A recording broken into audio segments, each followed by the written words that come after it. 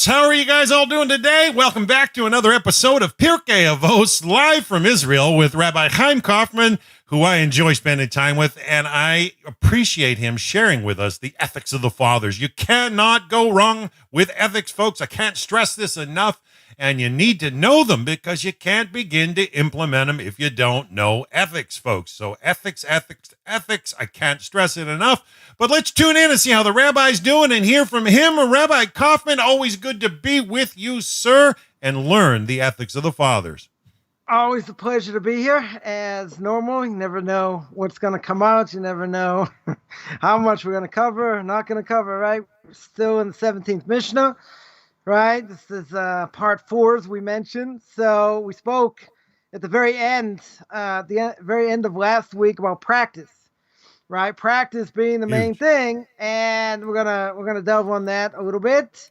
And the end of the Mishnah is one who talks excessively brings on sin. So that we're going to have to see as well.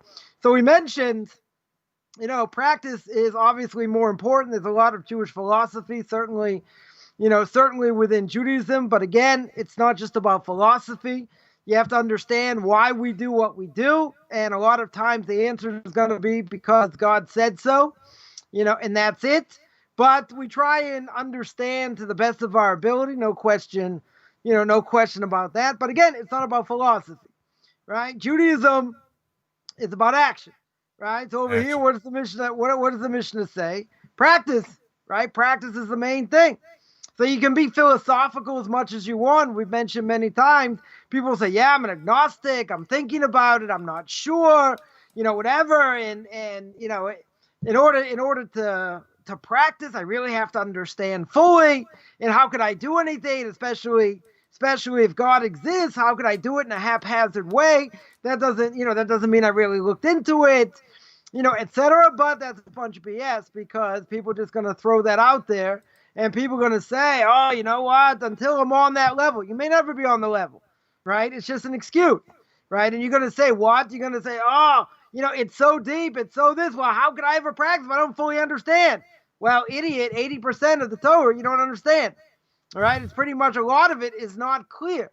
So it doesn't mean, we have to be like the Christians, say it's a leap of faith. Certainly not, right? We have to delve into as much as we can, try and understand as much as we can. But in the end, it's godly. People forget in a certain way that when they're learning Torah, they put their 21st century spin, and they think they can understand things, about King David and about the Avos, Abraham, Isaac, Jacob, and put their 21st century spin on something they have no idea about, right? So, as we sort of mentioned last week. So another way of looking at practice being very important is the fact that Talmud tells us in Tractate Shabbat 31a that God has a storehouse of fear of heaven, and he's got that stored up, right? Now, fear of heaven, remember, is the basis of getting closer to God.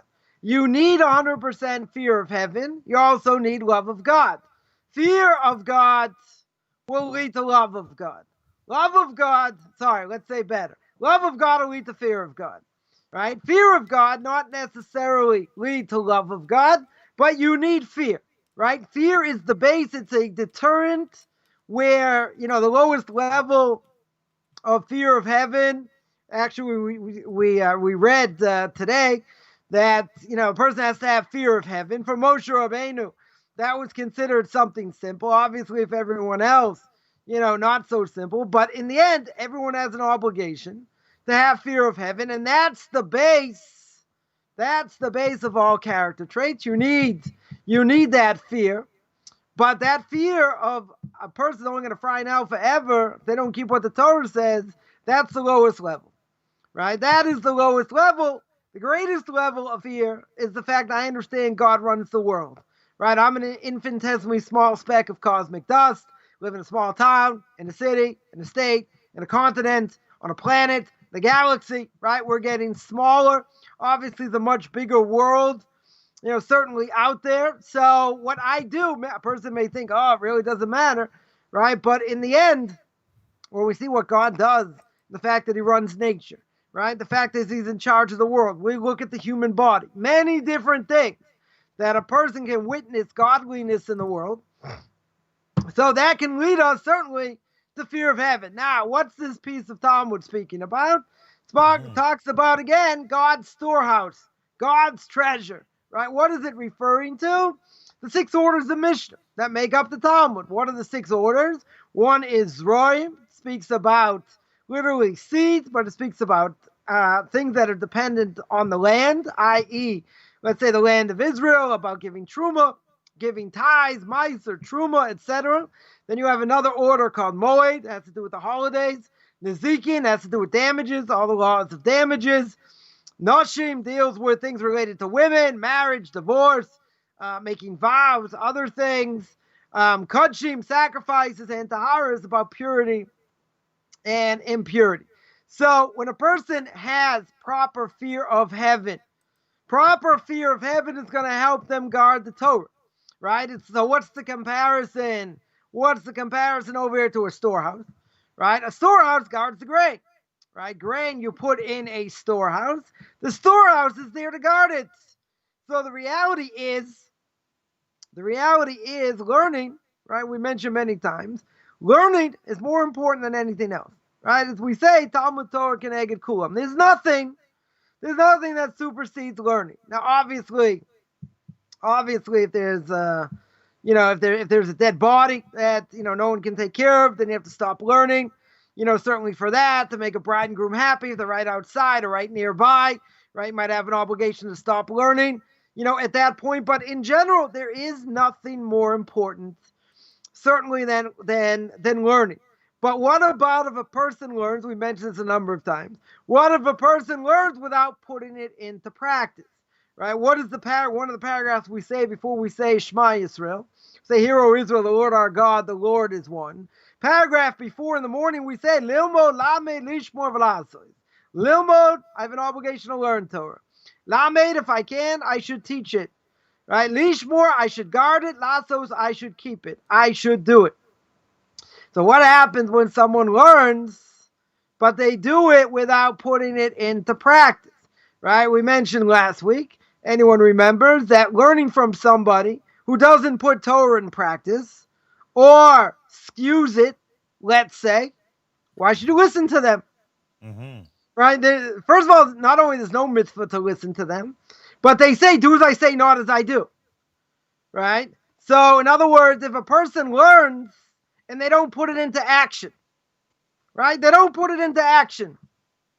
So then, as my Rebbe's Rebbe, Moshe Schneider, of blessed memory, famous student of the Avos Chaim, would say that a person should not learn Torah like they're learning mathematics, right? You have to learn Torah like it's the most important thing. It affects my life, right? Now, putting it into practice, as we mentioned many times, about learning from people that are fraudulent, and that is putting it into practice means doing it right. And if you don't do it right, there are a lot of issues. So just yesterday, right, someone contacted me and they had a question. They had a question whether their conversion is valid, right? So they said, wow, there was this rabbi, as part of the group, part of the rabbinical court, and I'm just realizing now that no one really accepts him, that he's a fraud, right? So I said, it took you this long. You've been learning for a year. You didn't know, right? You didn't know this person was a fraud. Okay, but let's hear, what happened. So I always say, if you're going to learn with someone, the Talmud says he has to be in your eyes like an angel. Now, doesn't mean he's perfect, right? We're not saying 100% that they're perfect, because nobody's perfect, right? Ecclesiastes says no one's been in this world that hasn't sinned, right? You have 4 people or 5 people, whatever it is, I think it's 4 people, that lived in the world and never sinned. They only died because of Adam and Eve eating from the tree, right? Regardless, let's show what a red flag looks like over here. First of all, person says, now not 100% problematic, but we'll let it stand to a certain extent. Person says, first of all, any conversion, if it's done properly, right? Proper, based in, etc., is not problematic.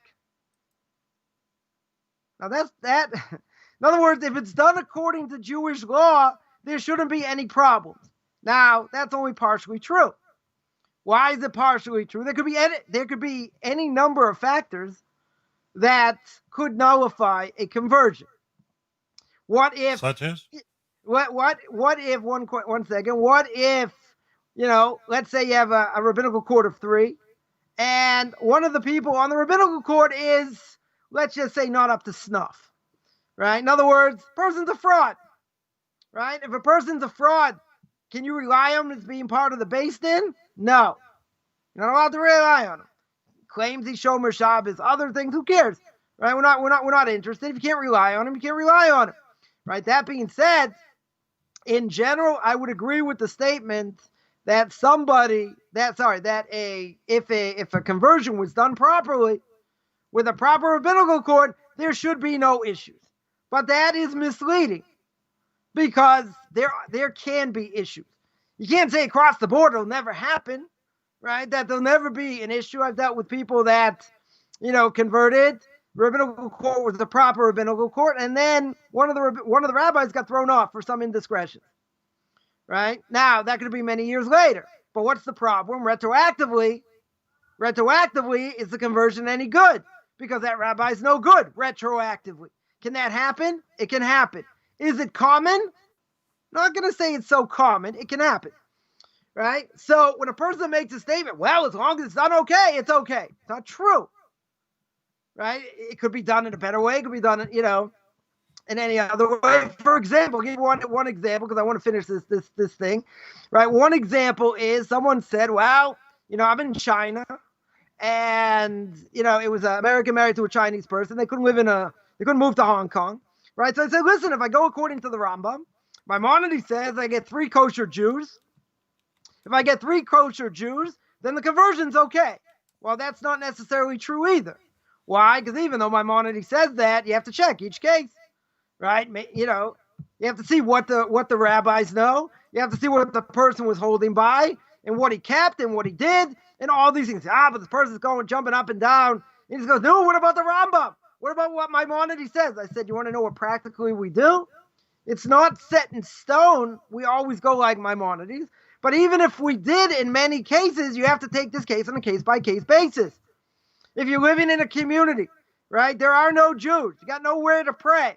Now, if you're keeping the mitzvahs properly, and the rabbinical court knows that, these kosher Jews know that, okay, maybe it's good.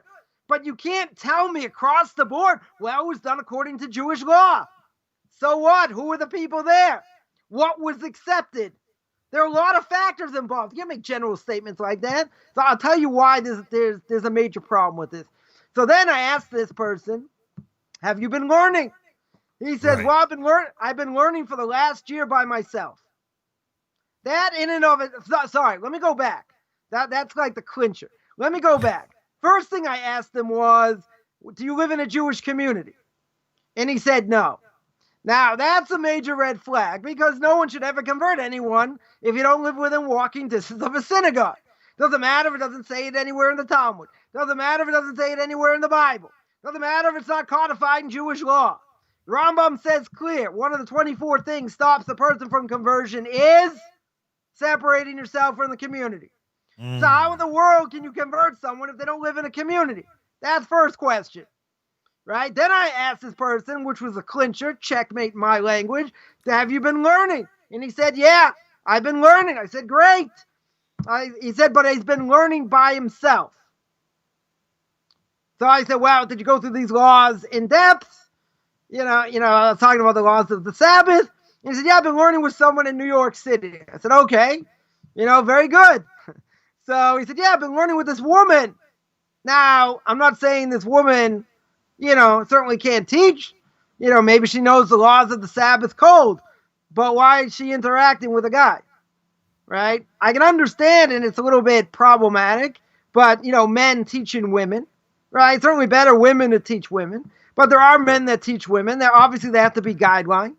Right? But a woman teaching a man, that's a little bit, as they would say in England, it's a little bit dodgy. Right? I'm not saying it nullifies what she did. She could have greater knowledge than me, and other people not claiming that.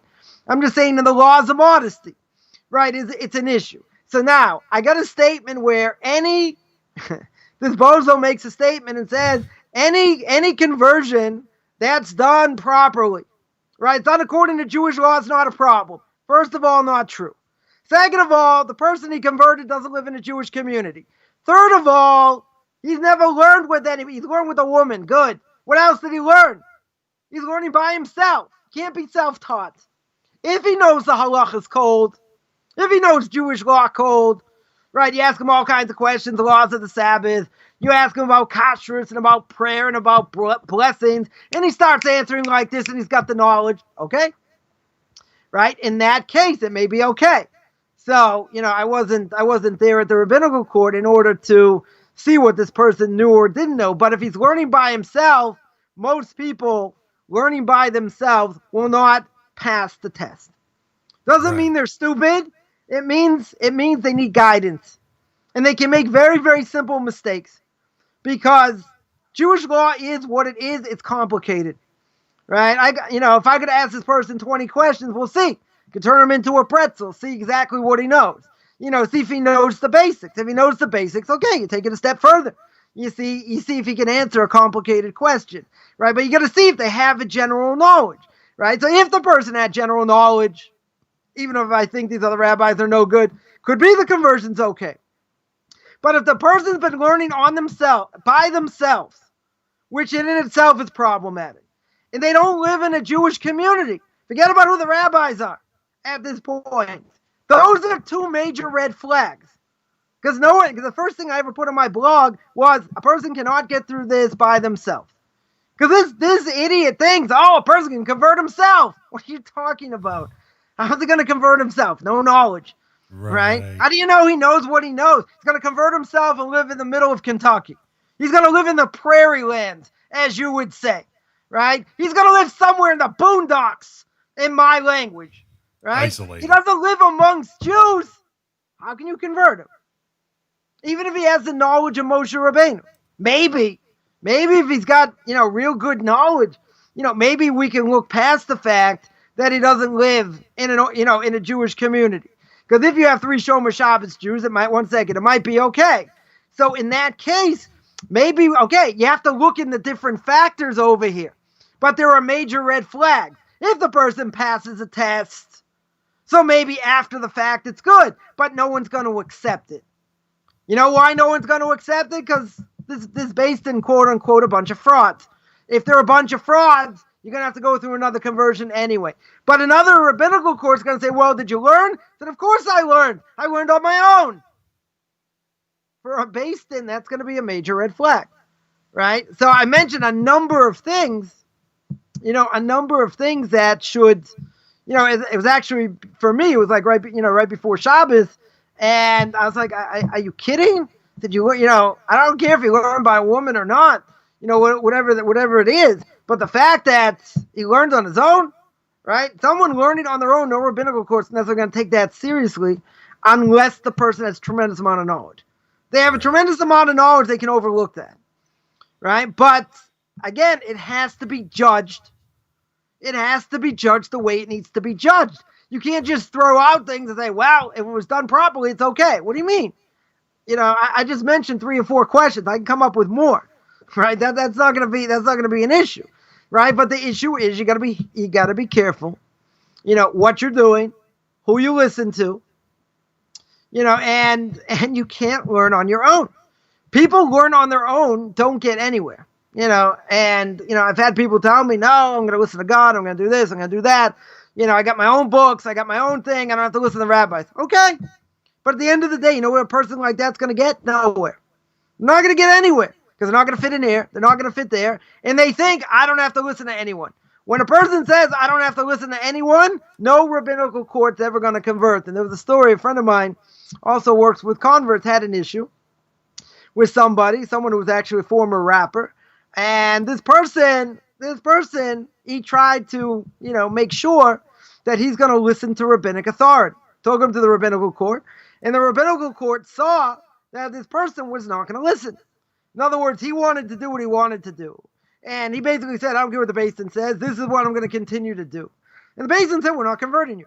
Probably found somewhere else to convert. I don't know what happened to him in the end, right? But one of the things that a rabbinical court's going to want to see is that you listen to what the rabbis say, right? The rabbis of this generation. Those are the ones you listen to, right? So if you have an obligation to listen to them and a person is stubborn and they say, I'm going to do what I want and I don't care, no one's going to convert them. Well, maybe you pay them enough, maybe, but no one in their right mind is going to convert them, because when it comes to Jewish law, you have to bend. You have to bend your will to people that know a lot more than you do. And for Noahides, for non-Jews in general, we've spoken about this a number of times, this is a very, very difficult thing to do, because they've already been lied to by people in the church. So they say, why should I listen to you?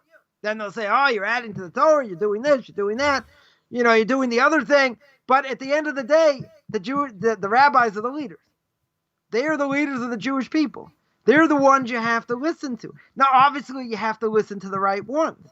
Because if someone's going to tell you, well, anyone can convert, they can convert themselves, and, anytime things are done by Jewish law, it's never a problem. There are things that come up all the time. That's not necessarily a true statement. Right? It's a misleading statement, but for goodness sakes, if someone comes into a rabbinical court and they say, I've learned on my own and I've done everything on my own and I'm ready, and the rabbinical court starts asking them questions and they can't answer, it's over. Right? If they ask basic questions, the person doesn't have the knowledge, the person's finished, they're going to say, okay, go learn, come back to us.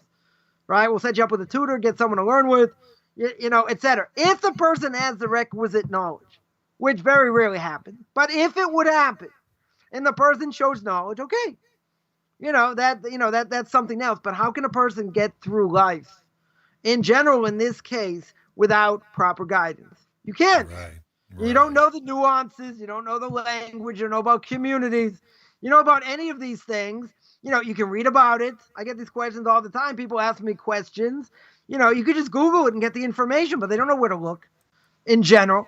Right? They don't know the nuances. And even if they got the answer, is that really the normative answer? Is there a difference of opinion? So a person's not necessarily going to know that. One thing I hammered somebody a few months ago, because the person made a video and it was thrashing and going against, different people that were heretics, which I don't necessarily have an issue with. But this person was going on basically mispronouncing, butchering every Hebrew word that he said. Right? That was pretty obvious. And the second thing was he brought up something where he said, well, this is what the Code of Jewish Law says, and that's what the law is. But it's not true. Because if you walk into any community, he's wrong. He's totally wrong. And he looked at one thing, but obviously he can't learn, doesn't know Hebrew, doesn't know Aramaic, doesn't know how to look at the sources, right? He's got big 3 strikes against him. And the person's making a statement. It's not true. Right? It's one of my pet peeves. You want to go out there, make a video and quote Jewish law, okay, understand what it says, right? Understand what the caveat is. Don't just tell me this is what it says. I also know what it says, right? But that's not practically what we do. And obviously, how do I know that? Because I know what goes on in Jewish communities, by the Ashkenazim, by the Sephardim, by the Hasidim. This person doesn't live in a Jewish community. So he makes a statement and says, oh, this is definitely true. You ever lived in that type of community? No. Do you know what goes on there? No. So if you don't know, why are you making a statement? It's not true. He said, no, but that's what the Code of Jewish Law says. Again, let's go back. I can also read it. I also know what it says. But we don't necessarily hold like that, etc. But you have to know when, where, it may be straightforward, but if the commentaries come and say, no, the custom is really like this, even though the Code of Jewish Law says like this, whatever, there are different customs what people do. But even if there are sources that say this is true, we may not hold like that. How do you know if we're going to hold like that or not? That's why you need big shoulders. That's why you have to someone who knows how to learn. And if they know how to learn, they'll tell you straight off, walk into this type of community and tell me if it's true. So my beef was, you're making this big video, you're trying to show you know something. In the end, you butcher every Hebrew word. Second of all, you don't know Jewish law. Third of all, what are you doing wasting your time making a video like this when you should be learning? And that I have an issue with, right? It's one of my pet peeves. You want to make a video? I don't care. Make a video, right? But make sure it's truthful. And if it's not truthful, you better back down, right? Because someone's going to hammer them, like someone like me, right? Because it's one of the things that I can't stand is someone's going to show up and say, no, this is really the way it is, whatever. But they're only showing one opinion, right? They're not showing the bigger picture. Now, again, in this case, it's very easy to pinpoint because, the person doesn't know Hebrew, doesn't know Aramaic, doesn't know how to learn, butchers every Hebrew word. He doesn't know the bigger picture. Okay, right? He's a beginner. Okay. So why are you wasting your time making videos like that? You shouldn't, right? Yeah. Probably motivated. Feels motivated. Anyways, Rabbi, can I just throw a couple comments? I mean, Sandra out there has been, because you've been asking so much, you probably covered this, but Sandra had made a really good comment about the convert doesn't pick the people on the court. And she also made a statement, well, can't this person try again in a proper court? And I think you've covered most of this, but I think someone doesn't pick the court, but whoever they're learning with or whatever will probably recommend a rabbinical court, or if there's a rabbinical court in their area, right? So if a person lives in the city, there's a rabbinical court, most likely you could go there unless there's an issue. Unless there's an issue with the rabbinical court. Now, you're right. If this person goes to another rabbinical court, right? A person goes to another rabbinical court, shows knowledge, and they say, okay, you're ready to go. So they'll convert him, right? But again, what you have to remember, the rabbinical court process is they're going to interview them. When they interview them, they're going to ask them all kinds of questions. One of the questions is, where do you live? One of the questions is going to be, if you've been learning, right? When the person says, yeah, I've been learning for the last year, whatever, and I learned with this woman, okay, but did you learn anything else? Yeah, I learned on my own. The rabbinical court's going to be leery, and they're going to ask all kinds of, they're going to say, oh, you've been learning? Okay, what have you been learning? And then they're going to see, to a certain extent, what they know. If the person's up to snuff, good. If the person's not up to snuff, they're going to say, you got to relearn. Rabbi, but if a person's never had a proper tutor in general, how can you know, unless they prove themselves, how do you know that they know what they're talking about? Well, Rabbi, you sound like you're crystal clear when it comes to converts, that it's got to be before a bet din that's on hand in person.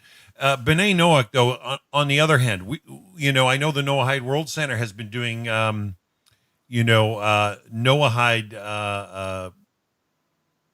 I don't want to say before a bet din online. And I realize there's a massive difference, but they've been holding a court, online. But they don't have to. A non-Jew does not have to go through a rabbinical court to say I'm a Noahide. Right. That's their novelty, and not everyone agrees. A lot of people disagree, right? There are a lot of big people out there disagree with what they're doing, right? Let's just make that clear, right? Even though we're doing this on their station.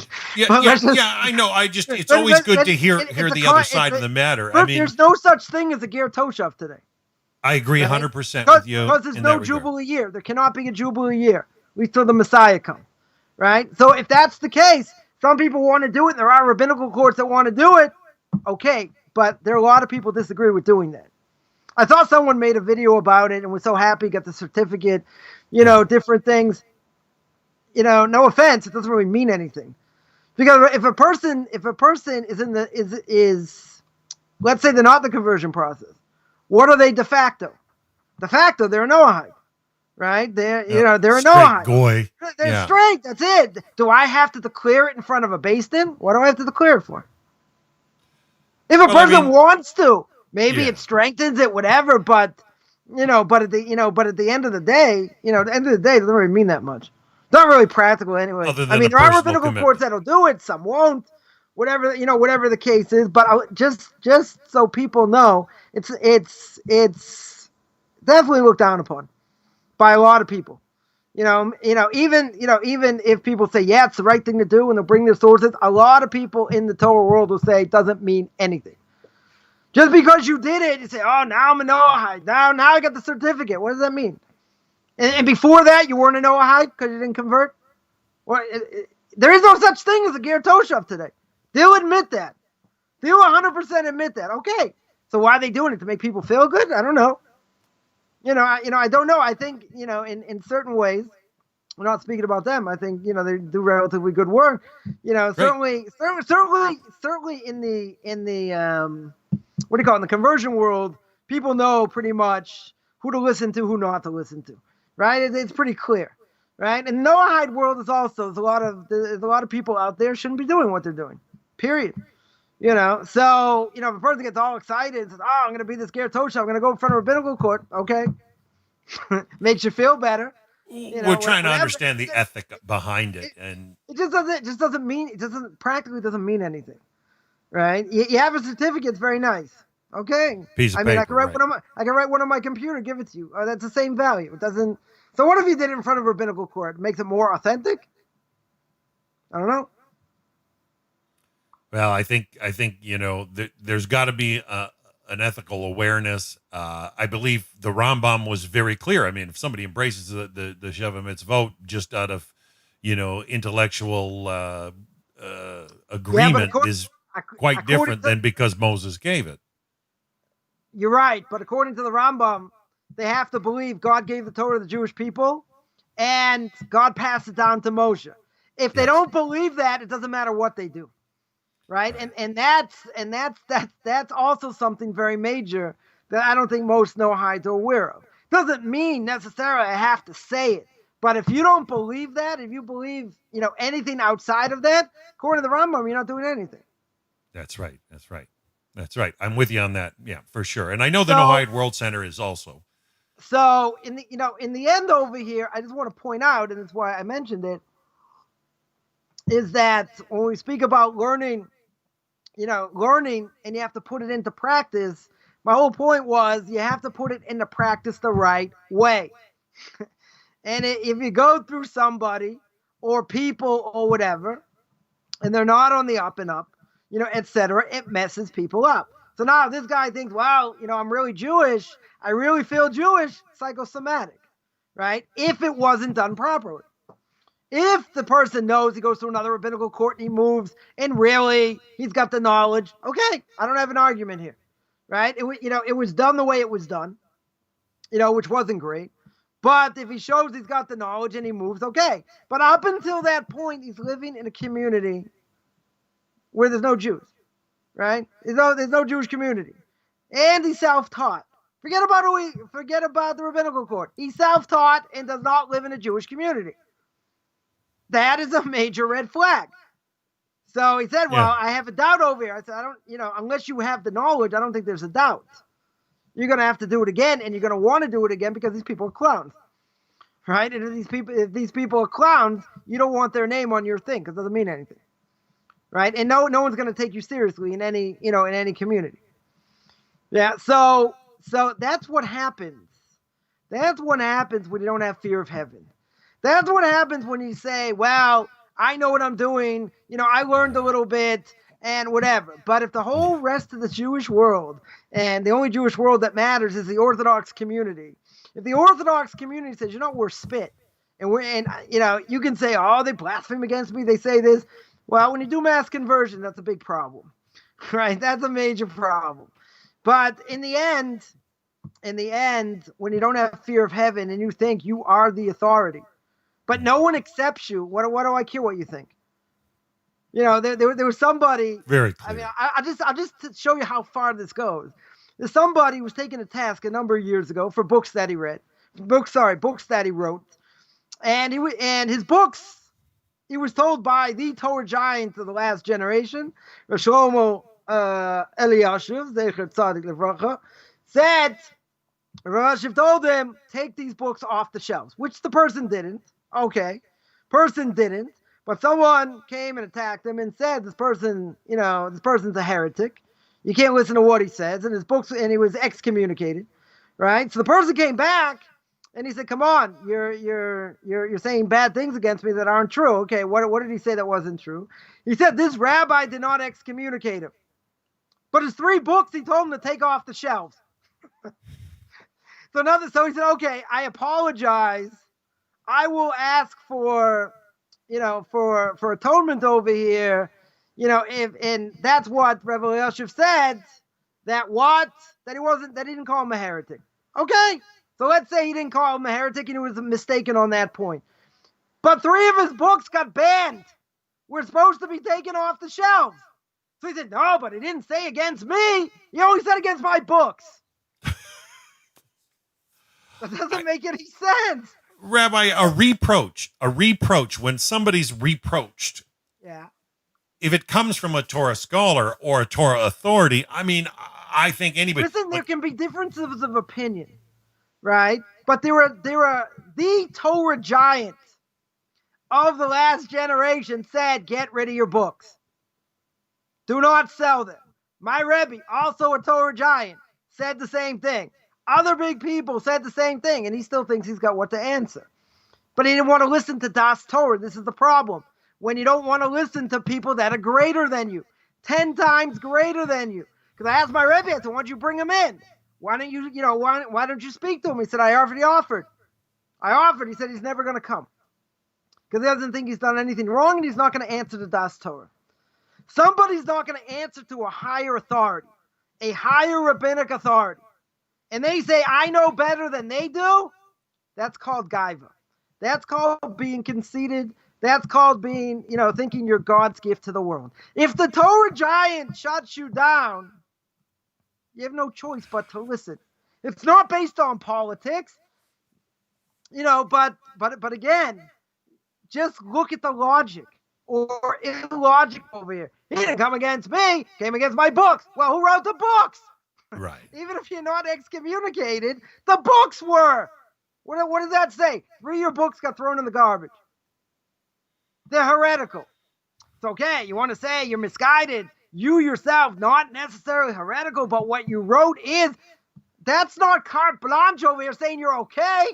That doesn't say, whatever. Yeah, question. Rabbi, I got to ask this because this has been known in the Christian world clearly. Yeah. When you look at great leaps in education, I'm thinking of Copernicus, for example, right, who discussed the heliocentric universe, and then he gets smashed, excommunicated from their whatever, and the point is 50, 80 years later, it's accepted. What about somebody like, say, Einstein, who is a specialist in physics, or a discovery, and you have somebody who's a specialist, if they're making a statement, heaven forbid, but what if there was a conflict between the Torah leaders? So if you watch my video that I did 2 weeks ago on Tanakh Talk on cosmology, right? I think I missed that one. 2 things you have to watch. I'm just going to say in short, there were between Einstein and Stephen Hawking. I think his name is Stephen Hawking, but whatever. Stephen Hawking, I think he's English. They call him Stephen, whatever it is. In either case, it shows that Stephen Hawking seemed to agree there's an expanding universe. Now, when you say there's an expanding universe, that means something made it expand and continues making it expand. Now, he shows all this evidence. You read his book, A Brief History in Time. He shows all this evidence and says, in the end, he says, do not believe the creationists, even though this is the way it looks.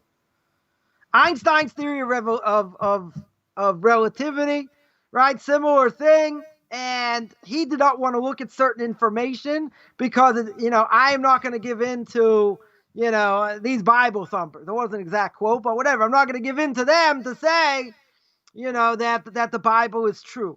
But the evidence, mathematical, scientific evidence, showed that was the case. And he said, no, I'm not listening. I'm not going to be interested, right? So, when in the 1925, just give one example with the Hubble, this telescope, when he showed all these different galaxies, right? All these different galaxies, and shows that they're going away from the Earth. All of them, yeah. 42. It wasn't just 1 or 2. It showed beyond the shadow of a doubt the entire universe is expanding. What did Einstein say to that? Einstein's like, yeah, whatever. That was it.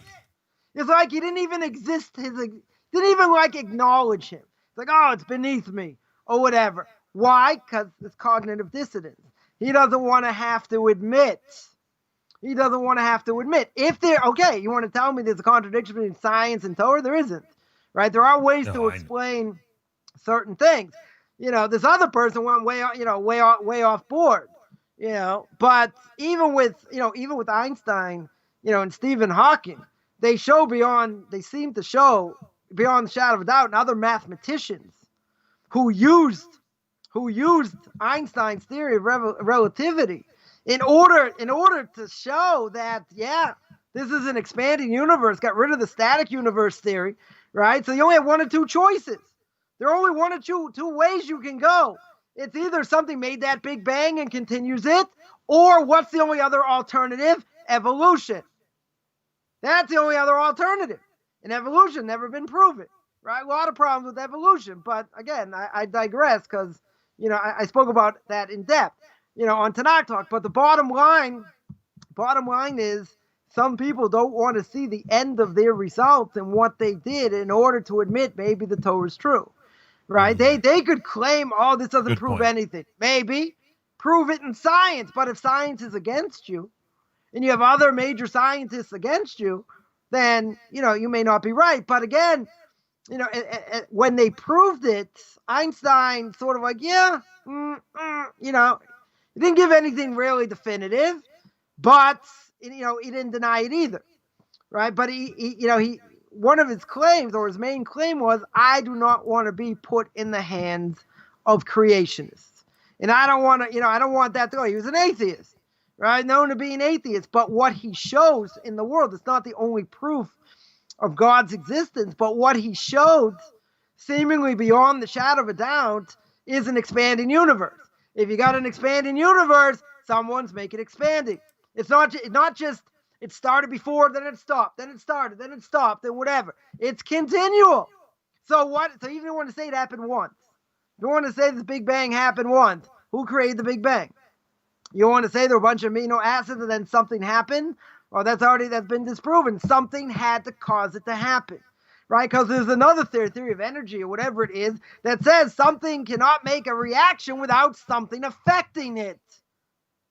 Right? If it doesn't affect it, it stays there. All the matter stays there. So very good. So what happened? Yeah, thermodynamic laws. Thermodynamics, that's it. So what happened? So how do you explain that? It's either someone made it happen, something made it happen, or there's only one other alternative. The only other alternative is evolution. And even though all of science believes in evolution, very, very problematic. Many, many issues. So there are answers, to answer you in the short, long version.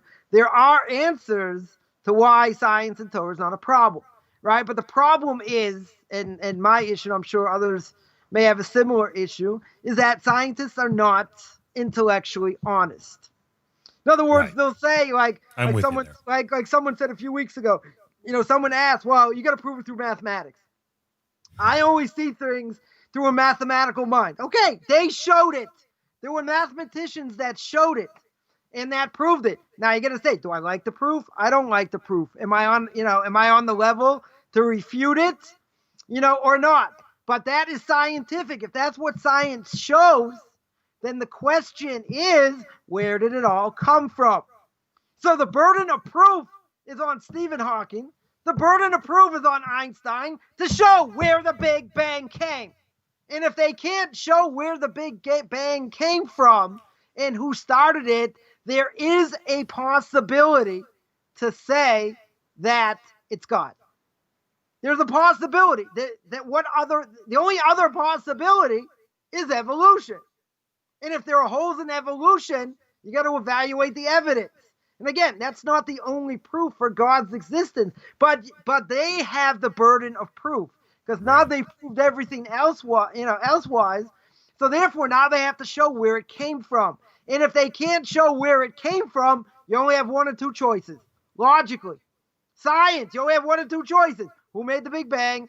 Where did it come from? Because you got the problem of the law of thermodynamics, right? You got that issue. Or evolution.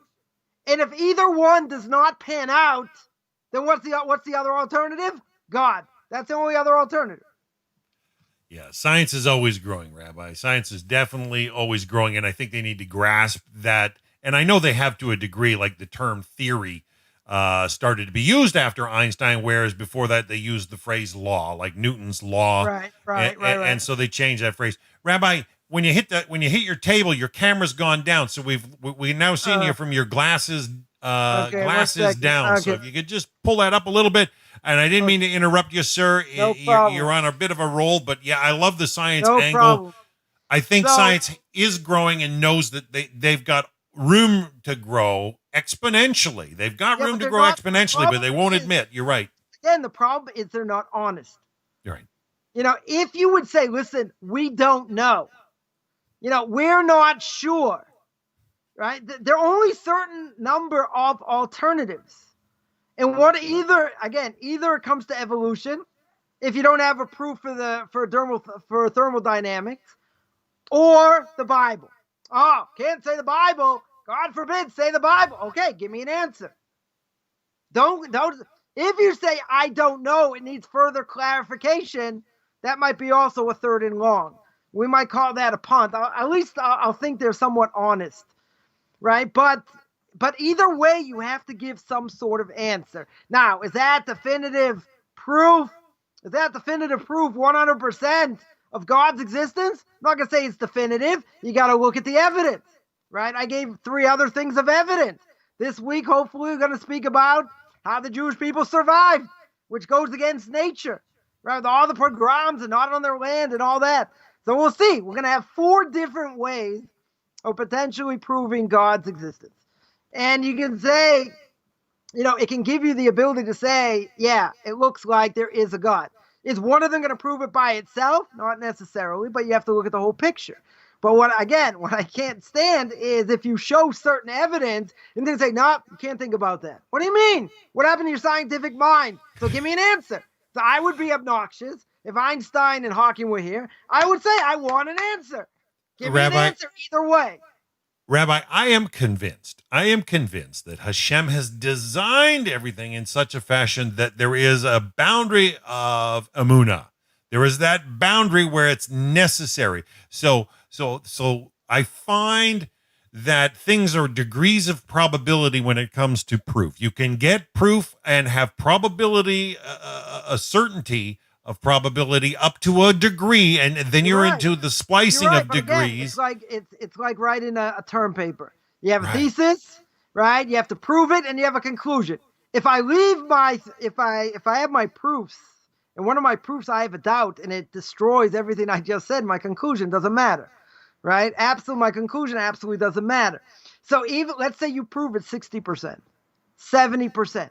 So a person can say, well, I have 30% doubt. I had someone tell me you could prove it 99%. I have 1% doubt. But you know what? If I could prove it, 70%, and I know 70% of the time on a roulette wheel, it's going to be blue 13, I'm going to make a ton of money. You can say, come on, but you could also lose 30% of the time. But I'm a gambler, right? If I'm a gambler, if it's 99%, that's it. I'm going to break the bank because 99 times out of 100, I win. If 70 times out of 100 I win, that's also very good. Maybe I won't make as much, right? Maybe I won't quit while I'm ahead, but I will make a ton of money. I'm in agreement. Right? You can say, 100%. well, that's a leap of faith. But again, if 70% has been proven, the other 30% may be proven, may not be proven, in our lifetimes. That doesn't really matter. You talk about just, while I'm on this topic, you talk about DNA and how DNA works. Right, before microscopes and all that, people talked about it, right? People talked about cells and whatever, and we took that with a grain of salt, right? We took that as fact, even before microscopes, came and said, no, this is definite fact. So, okay, they proved it later, right? They 100% proved it later. So if they prove it later, but a lot of it, let's say 70% has been proven, then what do I need the other 30% for? Even if it doesn't come in today, it'll come in tomorrow. If it doesn't come in tomorrow, it'll come in at some point. Science isn't foolproof, but it doesn't really matter because I know in the future it's probably going to come, right? That's not a leap of faith because I know 70% is true. So the other 30% doesn't really matter, right? So let's continue. It comes on the Chazon Ish, Rav Avram Mishaya Karowitz of blessed memory. Great rabbi, started the community in Bnei Brak, Torah giant of the last generation. Said in the name of Chaim Volozhin. Chaim of Volozhin, the famed student of the Vilna Gaon, of Elijah Vilna, started the Volozhin Yeshiva. All the yeshivas learned pretty much the same way as was started then, more than 250 years ago. Someone does not have fear of heaven, right? We spoke about that. Someone doesn't have fear of heaven, even if they are a true rabbinic scholar. Even if they publish many Torah novellas, not trustworthy or accurate. In other words, a person could have encyclopedic knowledge. Person could be somebody has unbelievable knowledge. Even with all the knowledge that they have, you can't trust them if they don't have fear of heaven. In other words, if they think they know more than the Torah giants of the generation. Or, well, I mentioned, I think last week, a few weeks back, mentioned about a rabbi, they made the modern Orthodox community more than 30 years ago, already started before weddings making prenuptial agreements, right? Could be the other Orthodox community very close to doing that now, but within the last, the beginning, this person did it and says, I have the guts to do what the Vilna Gaon didn't. Vilna Gaon lived 250 years ago, right? 250 years ago. He was a Gaon. The Vilna Gaon could have been on the level of Rashi. That's how great he was. That's how great his soul was. In other words, he would have been great in any generation. Knew the Torah backwards, knew the Torah forwards. You want to tell me you can even come up to the crust in his toenails? That you're gonna say that I have the guts to do what the Vilna Gaon couldn't have done? I mean, that's putting yourself on a pedestal. That means you have an ego the size of Mars or the size of Jupiter, whatever. It means your ego is so great, you think you're greater than some of the greatest Torah giants that exist. Right? That obviously doesn't make sense.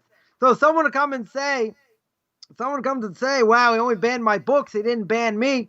So, you got to listen to the Torah giants of the generation. Right? You got to listen to the rabbis of the generation. But if someone is the top rabbi that everyone agrees, no one disagrees over here, and he excommunicates you, that's it. Right? It's not like, he made a mistake. He understood clear what was going on. Right? He understood what the person said. So if he understands what the person said, how can you not listen? Because you think you know better. Very good. You think you know better. Where's your fear of heaven? You don't come up to this person's toenails. What are you answering? You say, no, I still think I'm right. Torah giant says you're not right. You're not right. You got to lay yourself down. Right? It's not just, wow, it's his opinion versus my opinion. I know science. He doesn't. He's the Torah giant of the generation. He's not one second. He's total, he's not a slouch over here. Right? Not by any stretch. And as someone of that stature, that means you don't respect him.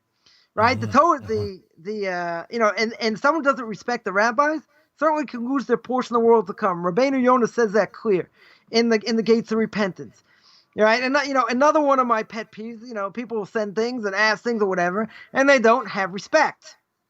They say, oh, that's your opinion. Okay, it's my opinion based on 3,000 years. Right? 3,000 years of rabbinic opinion. Good, you don't respect it. What gives you the right? What are you asking me for? Right? What are you asking the question for? Because you have an answer, you have an agenda, and you want to say, okay, you're wrong. Right? I can watch the hair I don't have on my head grow. Where's respect? Where's respect? Right? If I do something wrong, and I tell someone something, say, oh, you know what? I made a mistake. This is really what the law is. Okay. Right? But, people are human. People definitely make mistakes. Right? But people think, oh, you're just like another guy. You're just like, you're just like someone else. Someone who's learned on the Torah giants, 25 years, you got to show a little bit of respect. A drop of respect, not just some other guy. Yeah. Right? You're giving over information. Right? But in the end, also we're going to see in Pirkei Avos probably in the next millennium, we'll get there, right? That you have to know your place.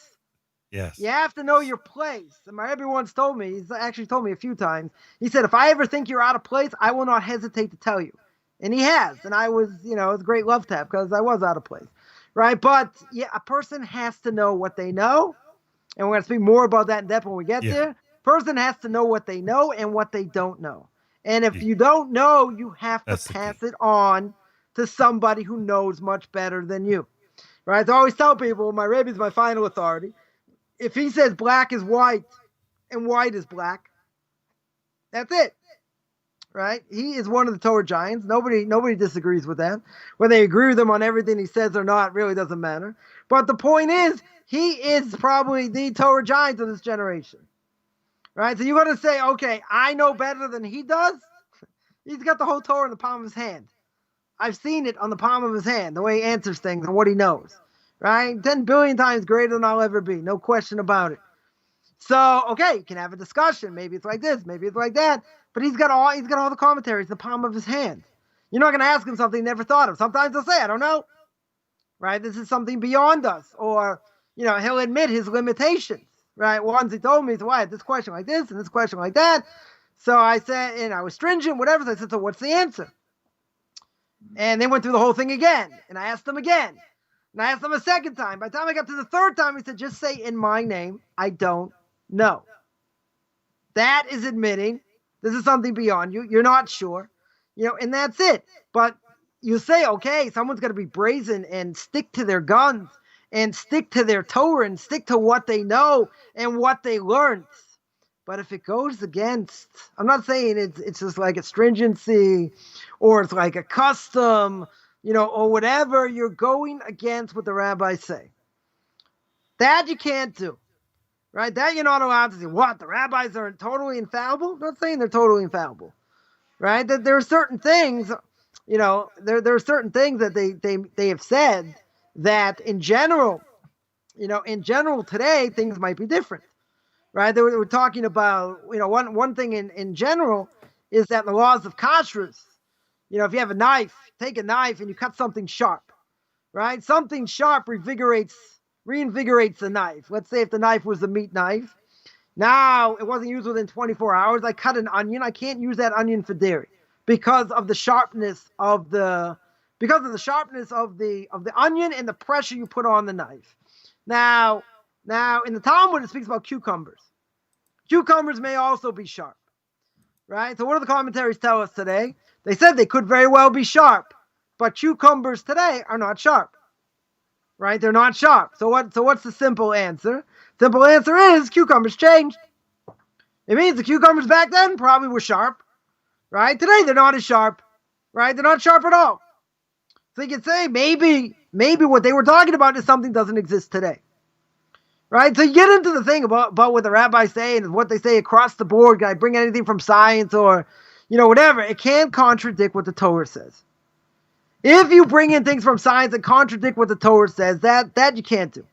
Right. But again, even if you think you have all the proofs, be very careful of publishing, because that you're going to get into a ton of trouble by saying, well, the rabbis are wrong. And the rabbis made a mistake. Heaven forbid. And this is what somebody did, basically. He said, no, this is what they said according to this is not true. According to science. Okay, so you have to know according to science what it is, in different things. Right? But again, great rabbinical authorities, not slouches. Great rabbinical authorities thrash this person saying that what you're saying isn't true, even according to science. Right? So this person said no, and I got my proofs, and I got this, and the person didn't want to listen. Right? So what you have over here is, let's say, for argument's sake, this person's a true rabbinic scholar. Where's his fear of heaven? Where's this thing about listening to what the rabbi says? Well, if they're wrong, I don't have to listen. Right? That'll be his claim. If they are wrong. But my Rebbe said something very clear. And what he said was, this person is never going to submit. He's never going to submit to a rabbinical authority. Why not? So very simple. It's because he doesn't have fear of heaven. And he doesn't want to admit he's wrong. He said, I opened the door. I sent him a messenger and I said, let's sit down and discuss it. And he said, he'll never come. And he never came. Why didn't he come? Because he's not going to want to admit he's wrong. He's not going to want to submit. Right? That's the problem people have. Because if someone knows a heck of a lot more than you, right? A ton more than you. You're going to say, wow, did he ever study science? People like this have extra knowledge. Right? The famous story of the Chazon Ish, someone had a brain tumor. And the doctor didn't know what to do because if he got too close, it would, could make him into a vegetable. Other things, right? He's afraid to operate. So the Chazon Ish took out a piece of paper, took out a pencil, pen, whatever, drew a picture of the brain, and he said, "Tell the doctor to insert here, and this is what he should do." Takes the piece of paper back, goes to the doctor. Doctor looks at it, it's like, "Wow, this is a medical genius. I can't believe it. I never really thought of this. This could be done, but this is the only way to do it." And he was able to save this person's life. But he went back to the Chazon Ish, and he went back to him, and before he did anything major, any major operation, he went and consulted with him. Chazon Ish ever opened up a science book? Never opened up a science book, right? So I'm going to say, how could you listen to somebody like that? How in the world can you listen to someone like that? He's only got his head in the books, right? But if a person got his head in the books, and they're really on a high spiritual level, God can give them other information, right? He can whisper in their ear through a dream, through something that they learned or whatever. They can be able to see things most people can't.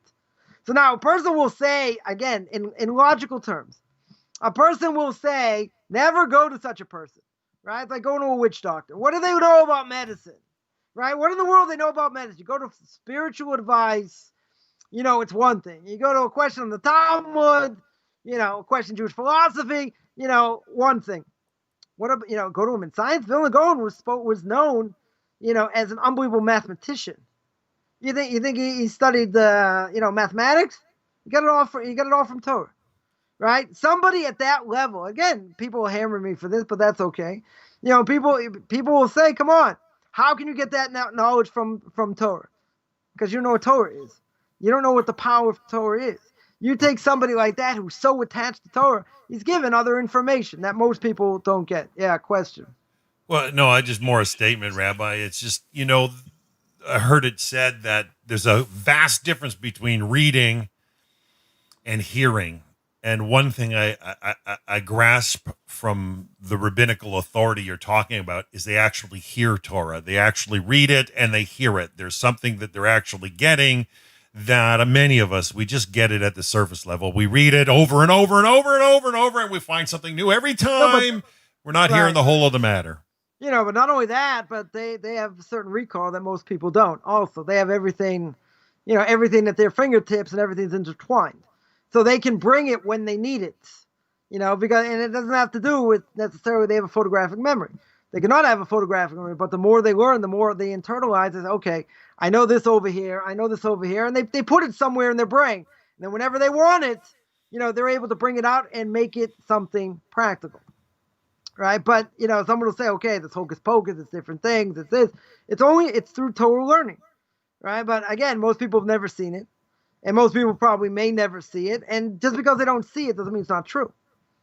I mean, I've happened to see it in different ways. So, I can certainly verify that. And I know others certainly can verify that. But again, it's not hocus pocus. Right? So let's do the last part of the Mishnah here. Last part of the Mishnah says, one who talks excessively brings on sin. Right? What does that mean exactly? So where do we learn it from? We see it from Eve. She added to what God said. What did God say? God tells her, don't eat from the tree. He says, don't eat from the tree of knowledge. That's all God said. What did she tell the snake? She tells the snake, not only did God say don't eat from it, right? He said don't touch it. So from there we learned you're not allowed to add to the Torah, right? She said something that obviously God didn't. So what happened? So the snake says, really? That's true? The Medrash says the snake pushed her in the tree. Snake pushed her in the tree and says, see, you're not going to die. Right? It's clear you're not going to die. So then it shouldn't be a problem to eat from it. Because if you touch the tree, you're not going to die. The logic is, if I eat from it, you're also not going to die. And what happened? So we all know what happened. Chomp, chomp, chomp. She eats from the tree. She gives to Adam, eats from the tree. And they end up bringing death to the world. Right? Obviously that being bad. And that's all because she talked too much, right? She added something that should never have been added. And then the snake tells her, but what you said isn't true, because if you touch the tree, nothing's going to happen. And seemingly that was the case, but she brought death to the world by eating from the tree. That's one way of looking at it. Another explanation is if a person talks for no reason. And that's what we'll call diarrhea of the mouth. There are people that talk when they just talk and talk and talk and they have pretty much nothing to say, but they just keep going and going and going, right? The problem is they're going to confuse what they heard. In other words, if they keep interrupting or whatever, they'll misinterpret, or they won't hear what was being said. And what's going to do is they are going to misinterpret, right? They're going to take what they heard. They'll be all garbled up, and they'll misinterpret because they only heard part of it. Comes along Rabbeinu Yonah. Rabbeinu Yonah on Ethics of Our Fathers over here says, right, this is really, what are we talking about over here, talking too much? We're talking about learning Torah, where a person shouldn't speak too much until, let's say about Jewish law, until you've thought about it. You've weighed the words. You don't be too quick to answer. A number of times whenever he told me, asked me something, and he said, okay, what do you think? And I started to answer. He goes, why don't you think about it first? He said, think. Don't just answer. You got to think. You got to weigh out the words. You got to think about what it means.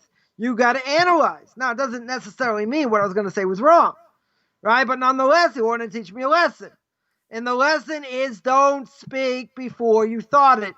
You thought it out. Because if a person doesn't properly analyze what they learn, you will make mistakes in explaining things and giving over Jewish law. Now, how does the person really know they understand something? They only know they understand it if they can explain it clearly to someone else. Now, if someone has questions on it, now it could be they're legitimate questions unless they didn't hear what you said, right? But if it's clear, if what you're saying is clear, in general, there probably shouldn't be too many questions. But if you cannot explain it to somebody else, then that means you don't have the clarity to give it over. And if you don't have the clarity to give it over, why are you speaking? Why are you going to say, oh, this is the law because of this? Right? Just like the example I gave before. Someone comes out and says X, this is what Jewish law says. Right? But obviously they don't know the repercussions. They don't know the ramifications. Right? They didn't look at what the commentaries say. So therefore, they're just giving it over. Say, see, I'm just going to quote this. I mean, anybody can do that. All you do is take a picture, right? Quote the book and say, okay, this is what it says. But you don't know what it means. You don't know how it applies. You don't know what the ramifications are. You're just a parrot. You're going to say, okay, see, this is what it says. Very good. So what are the ramifications? Is that across the board? Is that what everyone does? You walk into this type of community, that's what's going on? Well, how would you know? You don't live within a Jewish community. You don't know what goes on, so keep your big mouth shut. You don't know. If you don't know, then don't talk. Right? So therefore, if a person doesn't really understand, you're going to make a mistake. You're going to make a mistake. Say, I read this through. This is what it means. Okay, I can also read what it means. But if you don't see the bigger picture, then you're not explaining it right. You're misleading people. You're totally misleading people. If you got other sources behind you, and you tell me, okay, this one said this and this one said that, good. Then you got sources behind you. If you don't have any sources behind you, you make such a statement and your statement is wrong, you're misleading people. Totally misleading people. Right? So over here, you have to understand what you're talking about. And if you don't understand and you give it over, what's going to happen? You're going to confuse people. Right? There's a certain idea, and I'm not even going to bring it out because I don't want to give this person any credibility. And the more the person would talk, the more he confuses people. Why is that? Because he doesn't know what he's talking about. So I had someone go to one of his classes. I said, okay, tell me what happens afterwards. And he said, wow, I came out more confused than I went in. I said, of course. He said, why is that? I said, because the person doesn't know how to explain it. And if he doesn't understand it himself, and he can't explain it. So if he can't explain it, it's going to come out confusing. Yeah. Rabbi, I need to ask because, I have found no matter how clear sometimes you put things or somebody teaches it, I find if Hashem hasn't permitted that person to grasp, the light bulb's not going to come on, no matter how clearly it's said, no matter how beautiful the picture is painted, no matter how eloquent and smooth. Could they misquote it? Could they misinterpret it? You mean the teacher? I mean, no, it doesn't. No. Let's say the teacher gives it over clear. gives it over 100% clear. There are no questions, and someone takes it and twists it and does something else with it.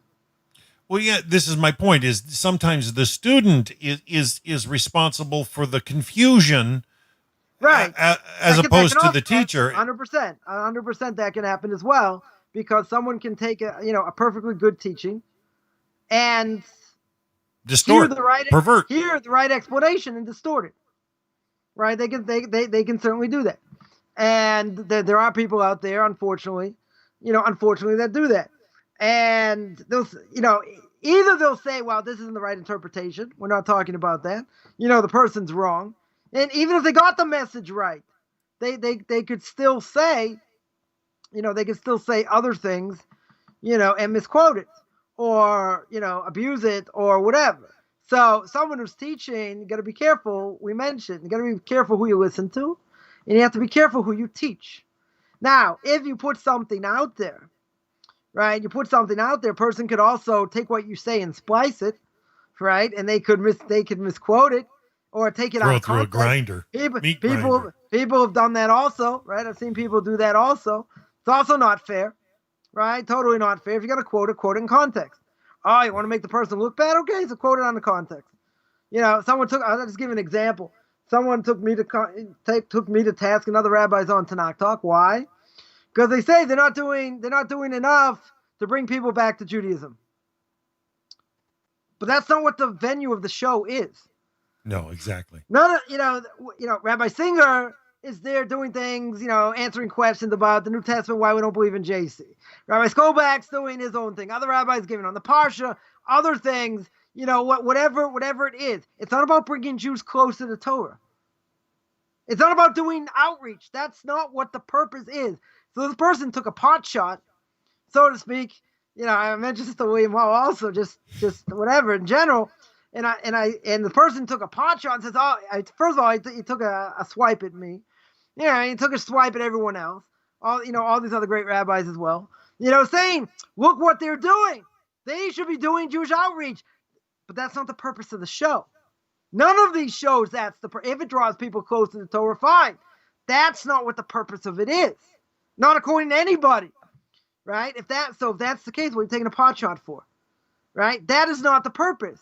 That's taking everything we do totally out of context. They should be doing this. Why should I be doing that? That's not the forum. That's totally not the forum. You want to take a pot shot at me because I'm on Tanakh Talk and I'm doing controversial issues? I should be drawing people closer together, bringing Jews back on that show? That's not the point. You missed the whole point. Right? So, you want to put me down and do that? It's crazy. It's kind of like trying to use NFL rules up here in the CFL. Yeah, 100%. Okay. Right. It's trying to use NFL rules in a bush league, right? Yeah, it doesn't work. 100% doesn't work. You don't play basketball on a hockey rink. Not right, but again, someone comes across looking authoritative. It's like, oh yeah, that's true. That's, what a good point. What do you mean? What a good point? You took things totally out of context. So a person should be careful whatever they say, and I made this point to someone else, privately, and that is whatever you say, whatever you put on social media, make sure it's crystal clear. Make sure people can't take it out of context. Is it possible someone may take it out of context? Okay, you got to do the best to your ability. But if you leave yourself open for that, a person's in trouble. Right? That a person's in trouble. So another explanation over here is that a person talks too much. Why are they talking too much when they're wasting time they could have been learning? Right? Which causes a person to sin. This is what the Vilna Gaon says in chapter 3, Mishnah 1. Because the Mishnah Pirkei Avos over there says, know before who you will have to give an accounting in front of in the future. This means on the day of judgment, we're going to have to account for what we did and all the stumbling blocks we put in front of ourselves when we didn't keep Torah mitzvahs because of it. So a person, one of the questions God's going to ask, first question or second question, will be, did you learn Torah? Right? It's either going to be, did you learn Torah or were you honest in business? Right? Those are the first two questions. The question is the order. Whatever the difference of opinion. Point is, if God asks you, okay, did you learn Torah? I said, sure. I spent most of my days learning Torah. So God's going to say, okay, let's see the video. So you're learning with somebody. God shows you a video. right? You're learning with somebody, what happens? So you get in a discussion about the topic at hand, and then somehow you go off topic, right? You go off topic. So for 10, 15 minutes, you're speaking about, I don't know, politics, sports, CFL, whatever. You're speaking about these different things, then you come back to the topic, right? So you learn for an hour, 45 minutes you spent learning. Let's say 15 minutes, you don't get credit for learning. But I was sitting there, but I was talking about other things. I was wasting time when it wasn't about Torah, right? So it says the Vilna Gaon over here, even when you're sitting and learning, there could be stumbling blocks, right? Very easy to speak about, a person learning with someone, even if they're on the phone, or on Zoom or whatever, because of Corona. Obviously, something with Corona is probably going to come up, right? So if you're in the middle of learning, forget about Corona.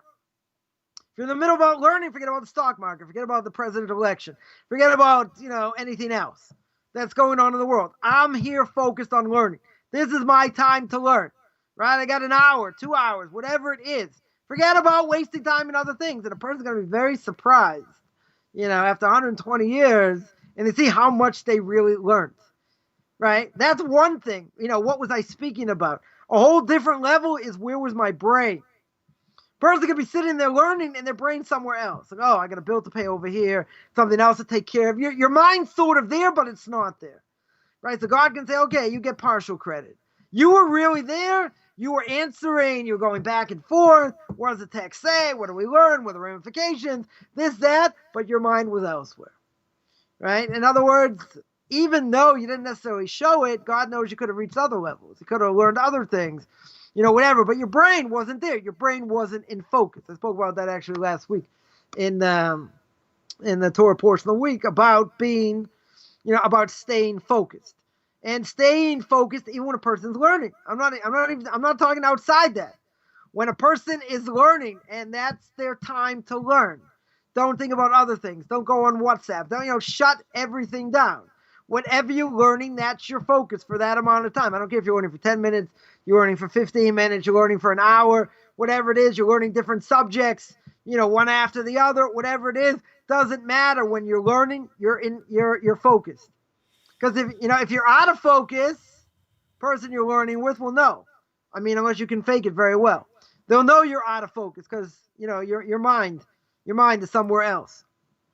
Someone told me a while ago that if they're learning with someone, they can tell if they watched a movie the night before.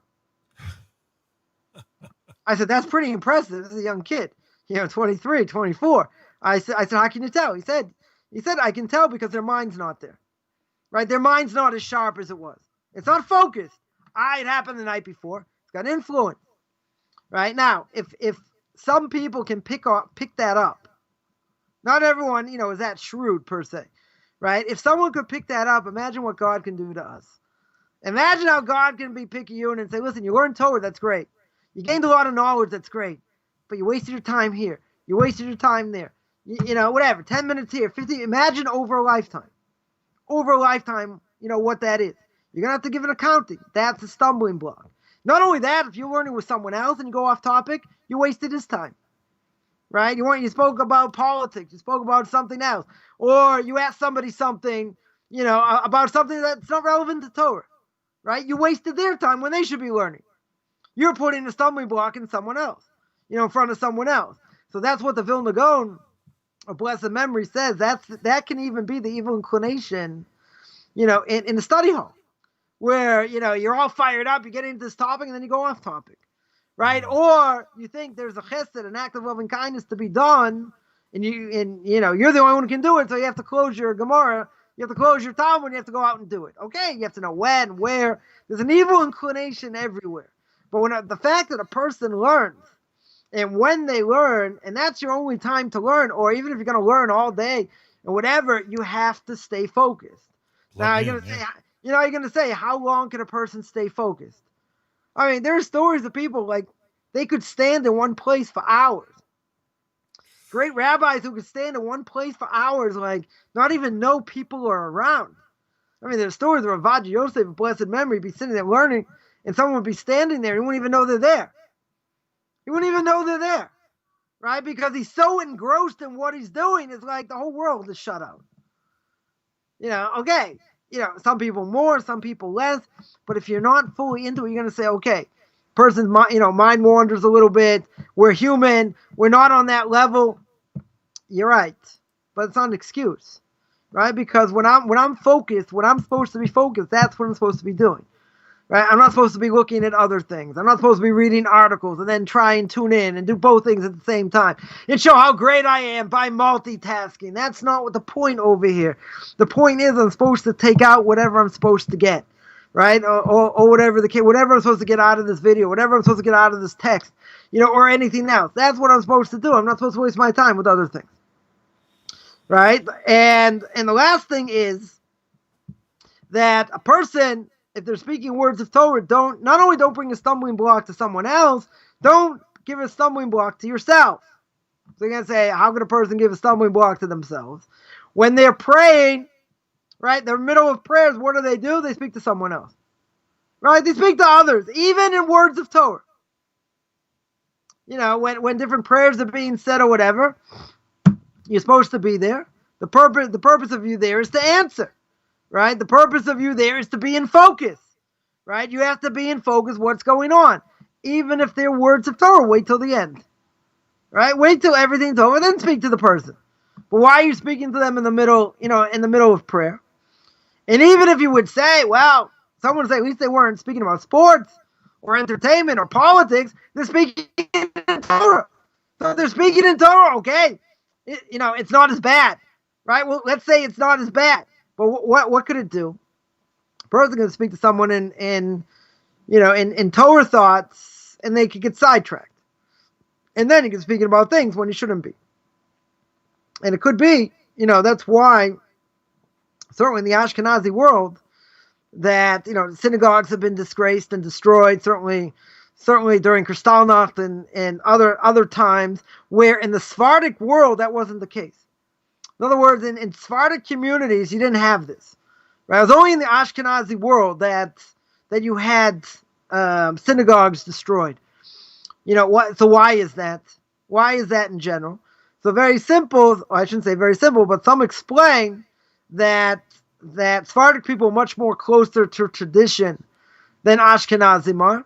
They have much greater faith than Ashkenazim do in general, and they treat a synagogue much more reverently and much more holy than Ashkenazim do. So one of the reasons they were not touched by the Enlightenment or they weren't touched by the Holocaust is because the ultimate respect they had for a synagogue. And that's part of the claim why Ashkenazim were hit 10 times more, because if everyone's ever seen a Sephardic Jew go into a synagogue, it's a whole different thing. Right? The respect that they have is it's like awe-inspiring in different ways. They have a proper respect that Ashkenazim don't. I'm not saying that Ashkenazim cannot, get to a level of respect or whatever, but I'm saying they have a different level of respect. Right? So therefore for them to speak in a synagogue, it's like unheard of. It's like, what are you, non-Jewish? How could you speak in a synagogue? That's showing that there's no decorum, right? Because over here, what you're gonna speak words of Torah? Even if you speak words of Torah, what's the problem? I'm talking about during prayer, not before or after. If it's during prayer, you might speak other things that are forbidden. But if a person really knows themselves, they're not going to. You say, okay, what are the chances? What are the chances that's going to be? So someone will say probably not very high, but it doesn't matter because it could lead to speak about things that they're not allowed to speak about. So when we mentioned I think last week that the Vilna Gaon told his wife and girls not to go to synagogue because of the fear that women there would speak things that are forbidden. Right? Better to pray at home, knowing what's in your home and knowing who's there, than to go to synagogue. Even you want to have a connection to God, and a stronger connection to God, very good.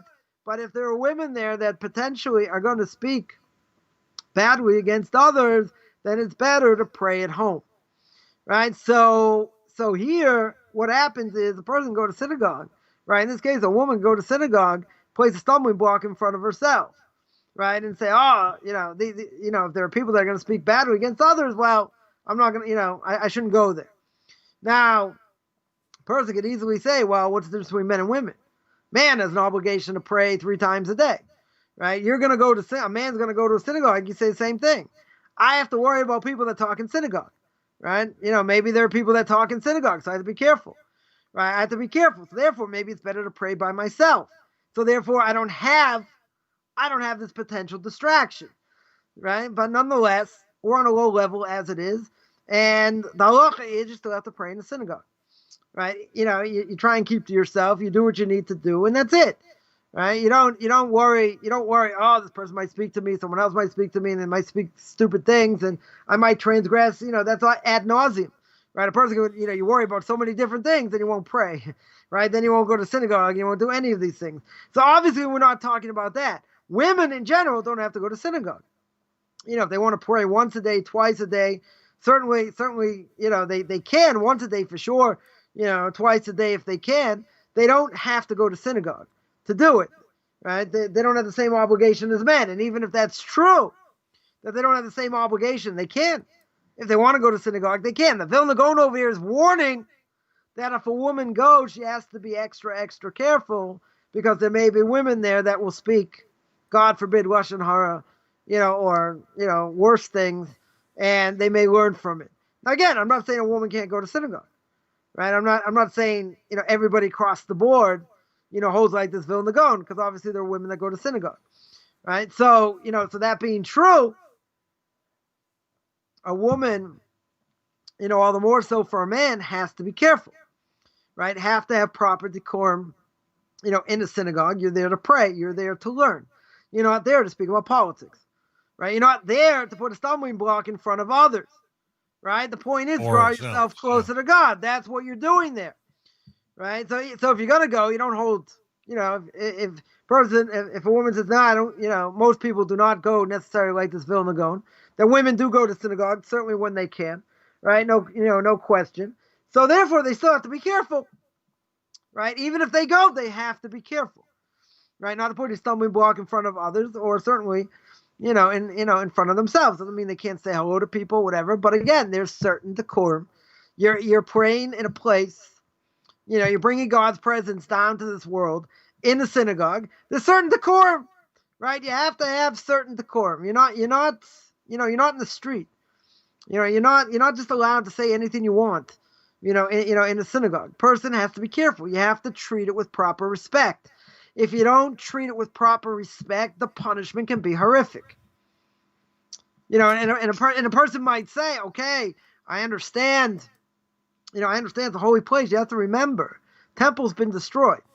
All we have left is what is synagogues, right? That's where prayers and learning is done.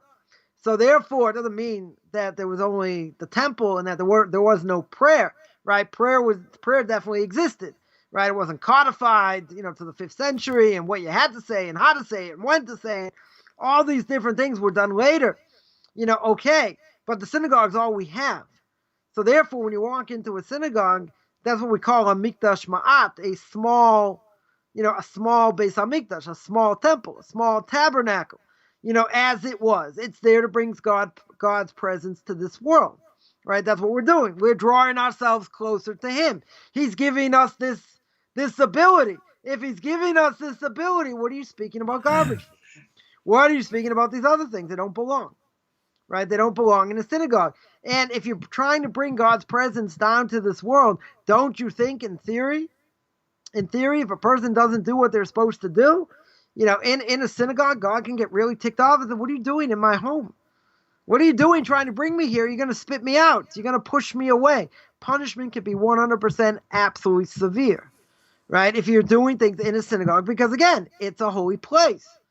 If it's a holy place, this other stuff should never go on.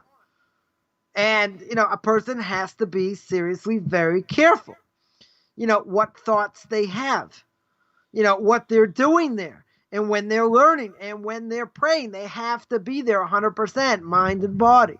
Not so easy. We're busy running around. We have to get to work. We have to go here. We have to do other things. But when you're there, you have to fulfill your purpose, what you're doing there, and you have to do it in the right way. Because if you don't do it in the right way, repercussions could be catastrophic. Yeah, question. Yeah, Rabbi. So the degree to which you're talking about function and being aware of your surroundings. Is that something that we can carry with us everywhere we go, in the sense of making the world a better place, making our communities a better place, making our environment a better place? I just know you've gone into a great explanation of how, the presence of God, how the sanctification is done in a synagogue. Right. Is there not a Well, degree? 100% of a person, if a Jew, looks like an Orthodox Jew, and they're waiting in line, in a post office, in a bank, they're going shopping, whatever. God has to be with you at all times. In other words, you have to act in a certain way. Way a person drives, same thing, right? You got to act, and you got to act in a proper way. The way God wants you to act, you have to be focused, right? You can't, you're not just a Jew, inside your house, right? You're not just a Jew in a synagogue. You're a Jew everywhere you go, right? So you have obligations between man and man, certainly between man and God as well. But when you're outside, in the quote unquote the real world, you have obligations, right? You have obligations to what God wants from you and what you have to show to the world. Even if it's external, but a person should be very careful and think about what they're doing, the way they're going to get viewed in this world, by others. Even if you tell me it's external and it's this and whatever, certain things a person may do, a person shouldn't do just by the way it looks. And if it looks bad, even though it really isn't, a person has to think about doing it. There was just a story here about a wedding that went on, and there were tens of thousands of people. Certainly didn't go according to the protocol. And, they got fined a little bit. They should have got fined probably a lot more. But, obvious question, what are these people thinking? Rabbi, it makes everybody look bad. Here in Vancouver area in Canada, I mean, there's people that are hosting parties, even during social distancing protocols, and right. They're at the point where they're going to start pulling the electrical and water supply. They actually said they would do that. They literally, within 48 hours, boom. If these people have been warned, and they're going to just pull the city electrical to that house. So the only thing I can say is people are stupid. The fact that they don't want to go according to the protocol, I understand. Nobody likes to wear masks and doing it for a long time and this and that. Okay, but if the potential is, I'm not going to go in the controversy, masks work, they don't work, the whole controversy, whatever. But 70% of the reason you're wearing masks is not for yourself. It's for the sake of someone else. So I understand people are cooped up. They can't go here. They can't do this. They can't do that. Okay, but again, what about the law of the land? Then people are saying, oh, I got first right amendments and I can do what I want. They don't have a right to say diddly squat. They're the ones calling the shots. If they, if this is what the Ministry of Health says, that's what you have to do. And if not, you get caught, you get fined, right? And you should get fined. I don't see why you shouldn't get fined, right? You can say, oh, it's coercion. They can't do this. Freedom of speech, freedom of this. This is saving lives. You believe it, you don't believe it, whatever it is, it's got the potential to save lives. That's what you have to do, right? That's exactly what you have to do. So you want to think you know better? Whatever, people can get affected and die. And God forbid. And I think that, I just think people don't care, and they're tired of being cooped up and whatever. And they're just like, okay, whatever's going to be is going to be, and that's it. But that's just a very callous, very short-minded way to look at things. And I'm not saying I don't understand being cooped up and all that. I get it. It's been like for 6 months, and kids at home and not be able to go places and do things and and all that. I understand, but at the end of the day, this is what we have to do, right? Don't we want this thing stopped? We want this thing stopped. So if we want this thing stopped and you don't want it to spread, this is what you have to do. You like it, you don't like it, whatever. But what about I know I had the same obligations as the Jew in this case. What about the law of the land? There's an obligation to listen to the law of the land. And if you don't listen to the law of the land, you can go to jail, you get fined, all these other things. People think they know better. They want to do, the problem, this is the problem with democracy. Democracy goes crazy. And they say, I have the right to do what I want. The government can't tell me spit. They can't tell me diddly squat. They're trying to save your life. They're trying to save the lives of others. You disagree with what they're doing. They change their mind, they flip-flop. Okay, it's not perfect. It's not perfect, but thousands of people have died. I could tell me, without getting conspiracy theories, you can tell me, the numbers are skewed, and anyone who's got corona and they died, they're going to say they died from that, so the numbers are much higher.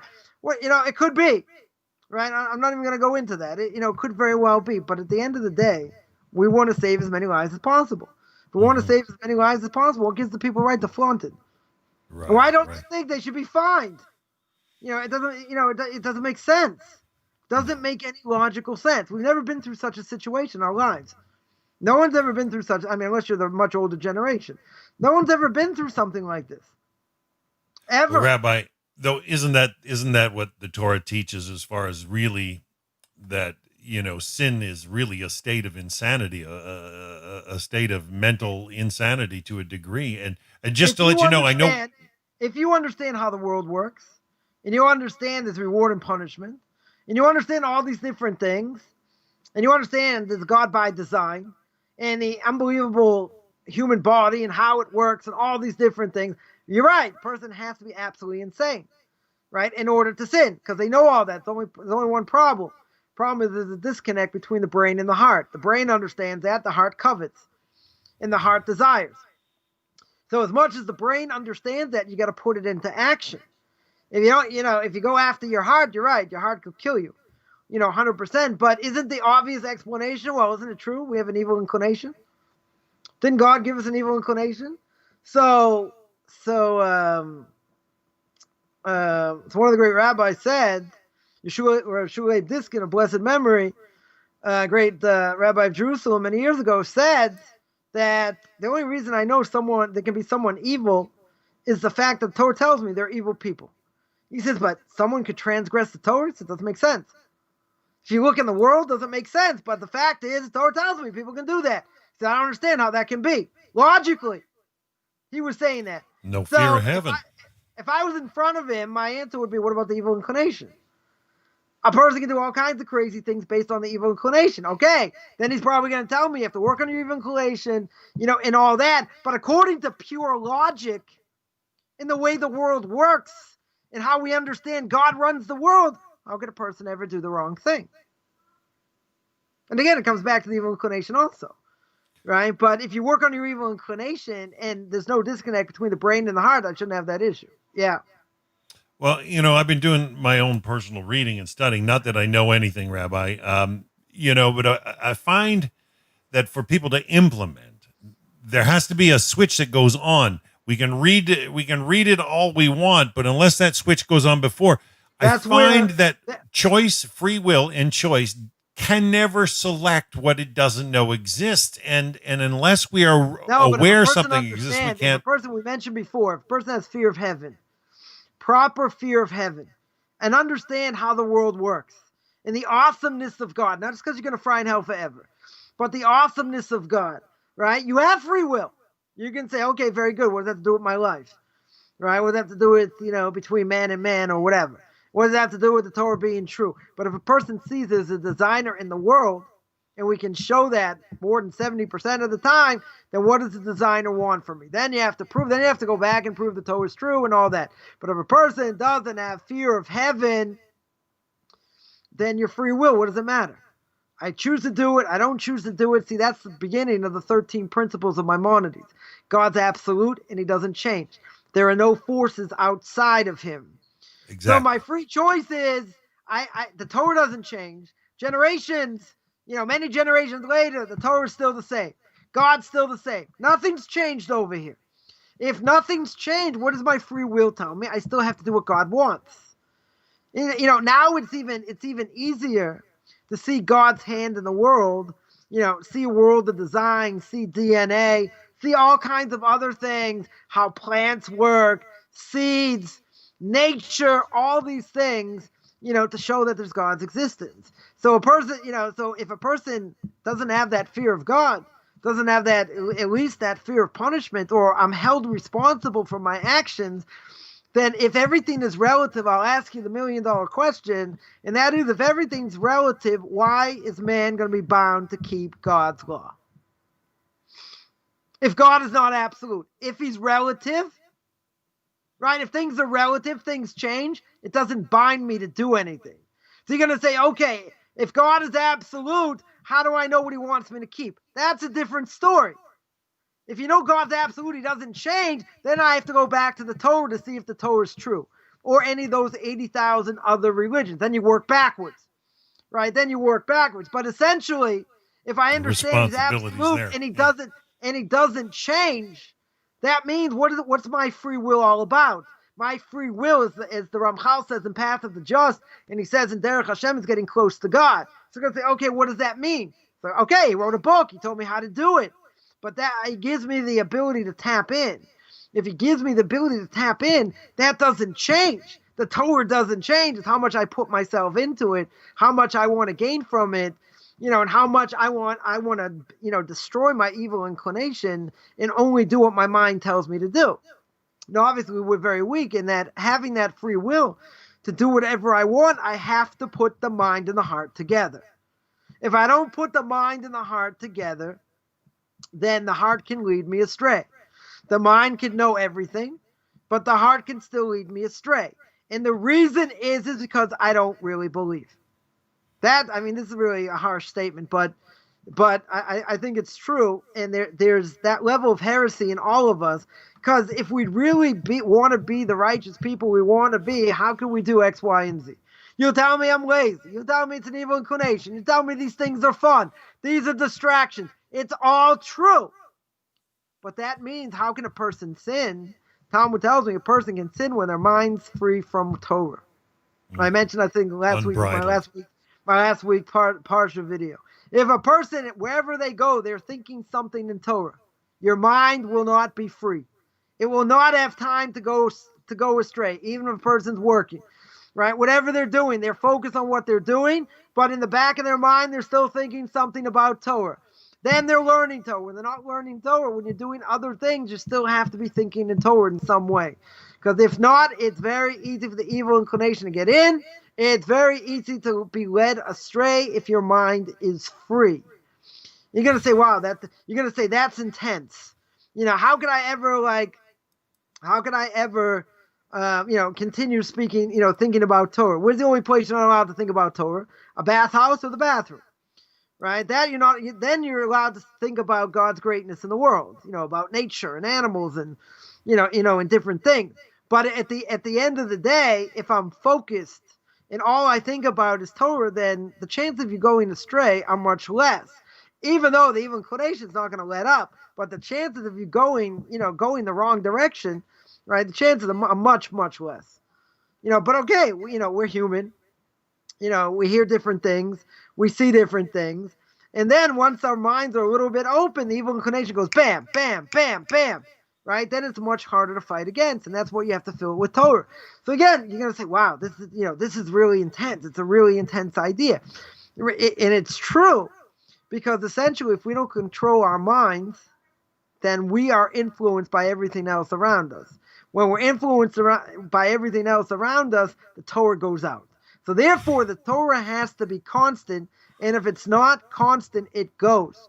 Because a person can sit there, watch a game, watch a movie, whatever, sit there and veg, and be a couch potato, and the Torah just like ding, ding, ding, it just like, dissipates. You have to fight that, that much harder. But you're going to say, okay, it's a distraction, it's enjoyment. I didn't say it wasn't, right? But it makes your life 10 times harder when you want to reach higher spiritual levels. Wow, Rabbi, it makes me think sometimes, I've always had a habit of trying to strengthen what is weakened, or, if you have an aspect of your life, if that needs attention, you try to apply it. But then I found you can cross a line, and if you think you've got a problem, so you're going to put yourself into a harmful situation, you're definitely going astray, thinking that you're going to get stronger by hanging around in the wrong area. And, yeah, there's so much to be said. And this is why I try to understand more of the ethics behind, the thoughts behind. What is truly the core nugget of the ethics, and why is it done?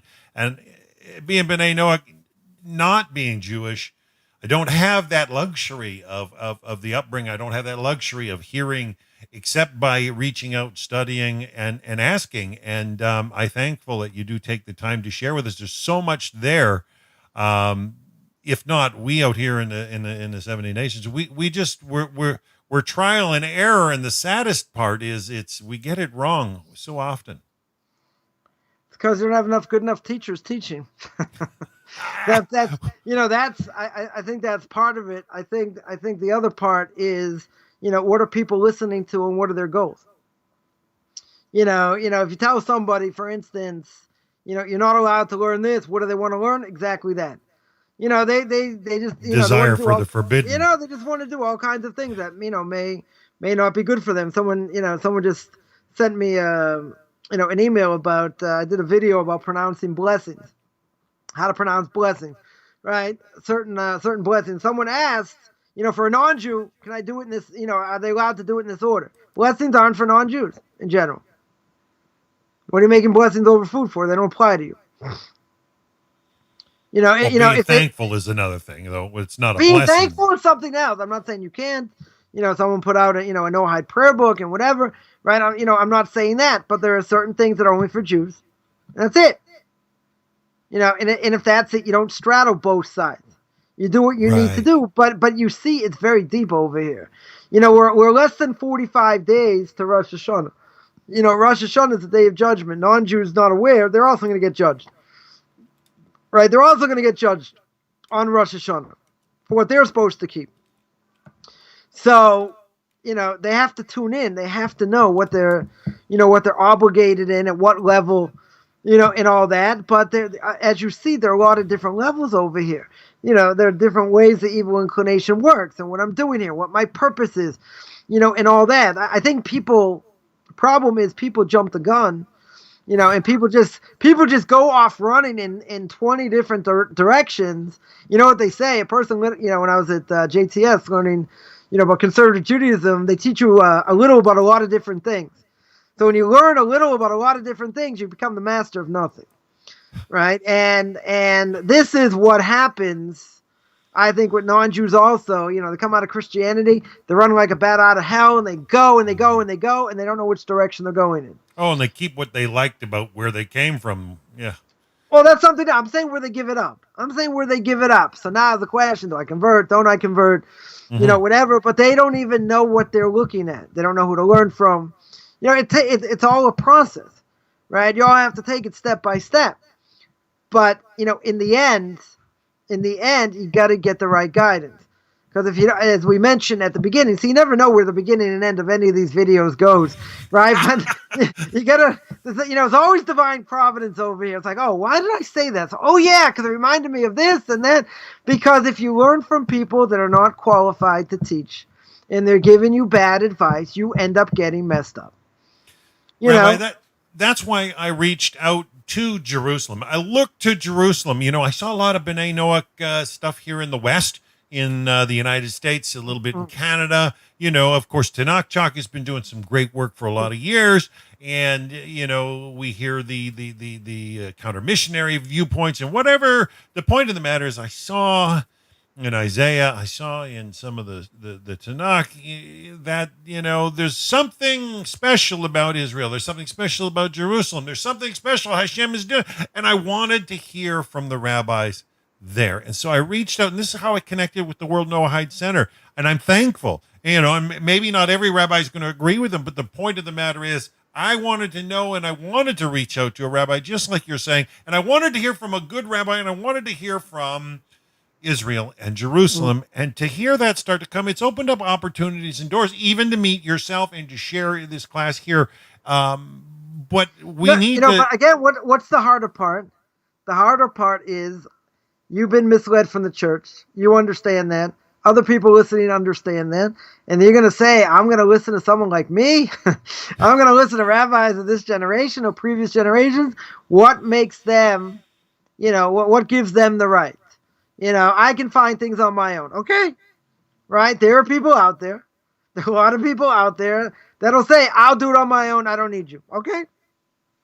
You want to get your own guidance, get your own guidance. We know that's going to go on, but I really think, I heard somebody state the other day, now Israel is now the largest place on the planet, largest country on the planet that has Jewish people. There was Right. years. I mean, you're originally from born in the United States yourself. Right. Right. You went to school in New York. You know where the populations have lied Right. over the decades, and The it's first, just a the first joy. time that the biggest Jewish populations in Israel. That is very true. Right. And I think that's only going to grow, and I think light's going to keep shining out of Israel. No, that very well could be. But again, just keep in mind, even with the population growing, you're still, losing at least 20, 30 years ago, you're losing 30,000 Jews a year to simulation intermarriage, right? As well. So basically, what you have is a cleansing process. You got Jews that are going to look like me, or they're going to disappear. Basically, there is nothing in between, which we mentioned many times. But again, a person coming out of Christianity or paganism, whatever they're coming out of, they the bottom line is you can read as much as you want to read. You can see as many videos as you want, but you have to get guidance. And if you don't get the right guidance, I promise you, I'll curse you, you won't get anywhere. It's just, through my experience, nobody gets there by themselves. Right? There's no reason why a person should. Has nothing to do with IQ. Right? What it has to do with is you have to go to people in the know. Who are the people in the know? Jews. Right? Which Jews are in the know? Rabbis are hopefully. If they know what they're doing, they're in the know. They can give guidance. Whoever's got the ability to give guidance, they should. If they have the ability. Not everyone has that ability. Right? So it's something to keep in mind. And a very difficult thing, as we mentioned before, is someone is going to have to lay themselves down and listen. And if they, and if a person says, I don't want to listen and I'm going to do what I want, that's their choice, right? That is definitely their choice, but people who make that choice don't get anywhere. They won't get anywhere, right? Because they won't have any consistency. They won't know what they really need to do, and they only listen to what, quote unquote, their heart says. And who cares what their heart says? Nobody cares what anyone's heart says. We care what's true. We care what's right. Like a merry-go-round. And if you go according to what your heart says, you end up going in 20 different directions. When you go in 20 different directions, you'll get nowhere. You'll absolutely get nowhere. Right? So, I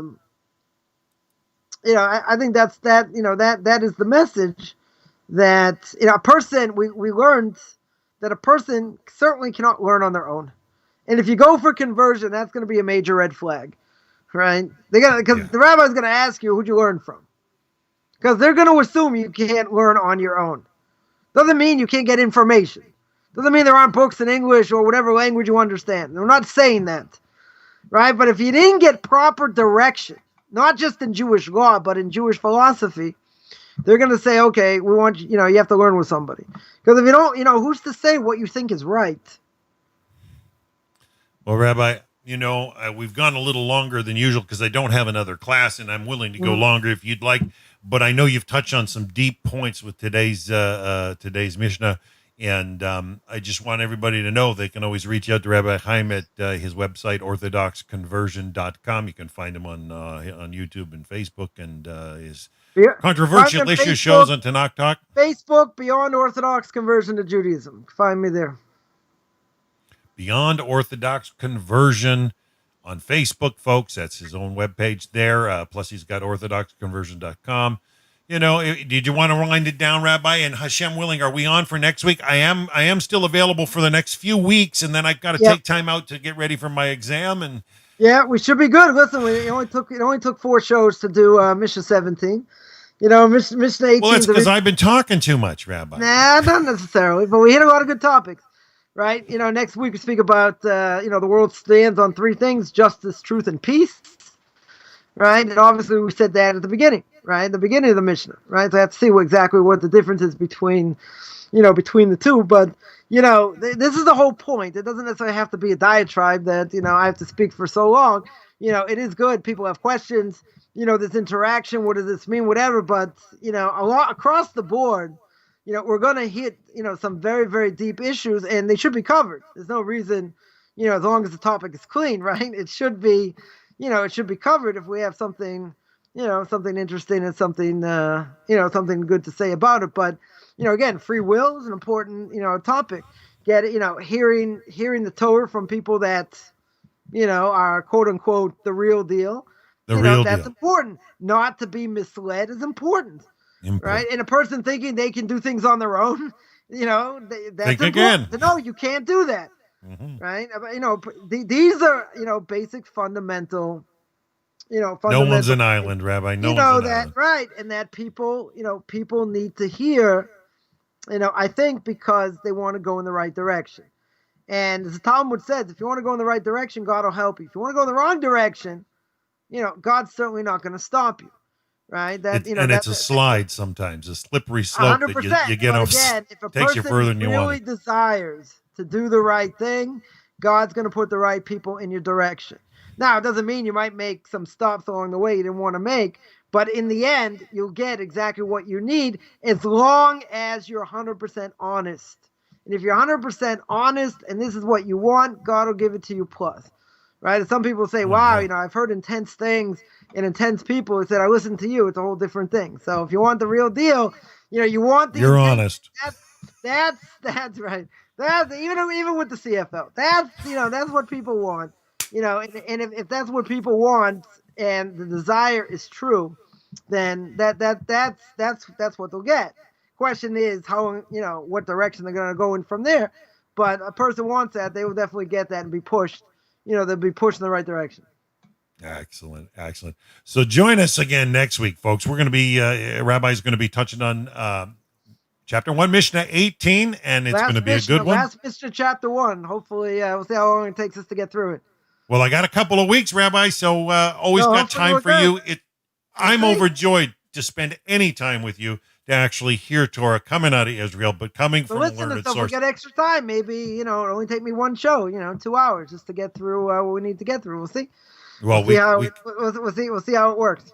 Awesome. Well, Hashem willing, in the next couple of weeks, I do have that extended time, and if you're prepared for it, I know you can go on and on and on, but I can tell when you're prepared, it comes out hot and heavy and hard and fast, and there's beautiful stuff in there. It's always a joy to be with you. Someone asked me, did you ever get lockjaw? I said, I hope not. My career will be over. I said there have been a few times I've been like, someone said something, I didn't have what to answer, but in general, if I get lockjaw, it's over. So, I just pray for my well-being that should never happen. Or I get laryngitis. If I get laryngitis, that'd be bad also. Well, heaven forbid, Rabbi. We appreciate everything you share with us. So till next week, folks, we're going to sign out. Have a wonderful, wonderful week.